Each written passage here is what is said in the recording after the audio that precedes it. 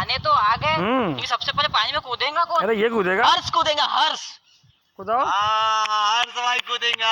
पता है क्या, जब अपने गांव में बाढ़ आई थी ना, तो भाई तैर के पार किया था बाढ़ को। अच्छा, बस इतनी सी बात। अरे भाई हमारे गांव में बाढ़ आई थी तो 5 लोगों को बचा था हर्ष अरे भाई ने। वाह। क्या बात कर रहा है?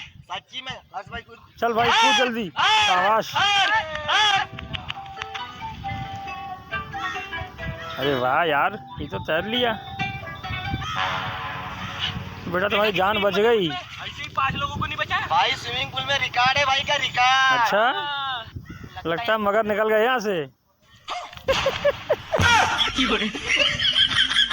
बेटा